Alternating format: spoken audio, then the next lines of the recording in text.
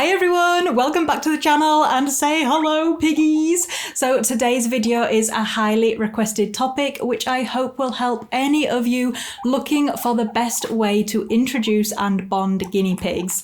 Now as we all know, guinea pigs are social animals, but that's no guarantee that one guinea pig is automatically going to get on with the next guinea pig. Fights can and do happen, and when they do, it usually means that bond is broken and those guinea pigs can't live together anymore. So it's really important that we do everything we can when putting them together for the first time to ensure that the bonding experience goes smoothly. And in this video, I'm going to share my methods which have worked for me 100% of the time when I've been introducing both males and females to my groups at different points in time. Step 1 of this whole process is being prepared when adding to your piggy herd. The decisions you make now can have a huge impact on how well the bonding will go, so here's some key points to remember. Firstly, do you need to increase your cage size or change up the layout to accommodate more piggies? More space and more feeding areas, water bottles and hideys can reduce potential conflicts and make it easier for your herd to live together. The next one is super important, and it's choosing the best new piggy option. Some bonds just form much easier than others, so in general, introducing baby guinea pigs is very easy. For adults, single piggies tend to be an easier introduction than adding more than one. Females tend to bond easier than males, but adding a neutered male to a group of females can be a nice combination for settling out any conflicts between the girls. Pairs of males can go either way, especially if they are both adults. And groups of 3 or more males do carry a much higher chance of failure. So in my recent poll, just 5% of owners had a successfully bonded group of males. It's not impossible, but it's definitely more of a gamble. And because no bond is 100% guaranteed, we need to be prepared in case it doesn't work and the piggies have to live separately, perhaps in different cages or using a divider to split the cage. If this thought scares you, an alternative option would be to go piggy dating at a local guinea pig rescue, where they can help find the best match for your existing pig or piggies. Once you're happy that you've made a good decision when it comes to your pig or piggies and you've made any cage adjustments, then you're ready to bring them home, which I know is super exciting. When you do, my first recommendation would be to let them settle in for a while before you start the bonding process. Just because they've been through a lot, there's a lot of changes, no familiar sights or smells anymore, and they might be a bit too overwhelmed to fully interact with other guinea pigs if you put them in a bonding situation straight away. And it doesn't have to be long. For single young piggies or adults, it can be as little as 2 to 3 days in a small cage of their own just to get used to their surroundings. For us, when we got Penelope and Minnie, we let them settle in the bigger cage because they had each other for company, and we had that cage available for just less than a week in the end before we started the bonding. And depending on where you get your new guinea pigs from, you might want to do a quick health check on them to make sure they're not carrying any lice or mites or other health problems that they could then spread to your herd. And if they do have anything, then you'll want to keep them separate until they are fully healthy and ready to be introduced. So when you're ready to introduce your guinea pigs, you need to set up a bonding pen, which represents a neutral territory with no familiar smells of any piggies in there. So try and use a place that none of the piggies have seen before, or if they have, they haven't been there that much. And also try and make it as large as possible. So I've used a combination of CNC grids and also play pens to cordon off like most of the living room when I've done the bonding before. I've preferred to use freshly washed waterproof fleece liners in my bonding pens before, but you could use any other sort of temporary clean floor covering to make sure the floor doesn't get dirty whilst you're doing the bonding. And you can put big piles of hay in there, include pellets and water bowls or bottles, and you can also use hideys, but do make sure they are like open-ended tunnel ones or ones with very large entrances where piggies can't be trapped in there. And if you choose not to use them right away and stick to big piles of hay, that's also fine. Once you have that bonding pen already, the next stage is to put all of the guinea pigs in there, and you want to set aside a decent chunk of time for this, because the next stage is closely supervising and watching their behaviours. So it's a good idea to have familiarised yourself with what's normal in terms of behaviours and what's more aggressive that could be leading up to a fight. And one of the most important things about bonding guinea pigs is that they need to be allowed to set up that hierarchy. They have a dominant pig, and then everyone is in order going down from there, and they need to sort out that order, and to do so they need to be allowed to show these dominance behaviours towards each other and not be interrupted by us. So we must try not to intervene and split them up unless we see a fight break out where we need to throw a towel over them to stop them, or intervene with gloved hands, because you don't want to go in there with bare hands.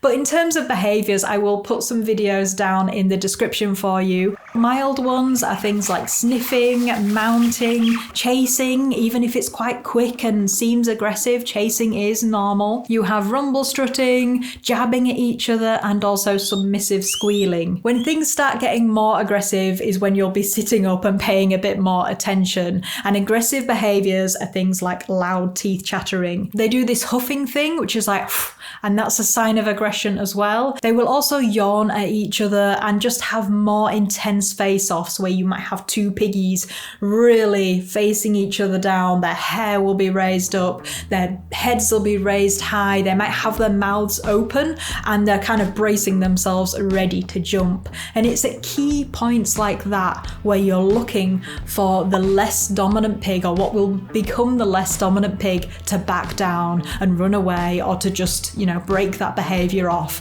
And that's a real good moment for you if you're watching that pan out, because it means that the dominant piggy has a sort of one up on that other pig, and they're sorting out that hierarchy, which is what we want them to do. So dominant behaviours can be stressful, but when you see submissive behaviours from the other pig, then it's really good, and it means that they're making progress. Whilst we have some more examples of bonding behaviour, a few of you asked whether I split them up or not. And personally, I don't, because I think it can confuse the dynamics and make them think, well, are we living together or not? And it might mean that they have to take a step back and re-establish that dominance each time you put them together. However, if you see fighting or very aggressive behaviours and you're basically not comfortable in leaving them alone at any point, then it might be for the best to separate and try again and sort of do that in a slow bonding process. I know this has worked for other people before. You could do something like put up a barrier in the middle of the bonding pen for times when you're not going to be supervising them.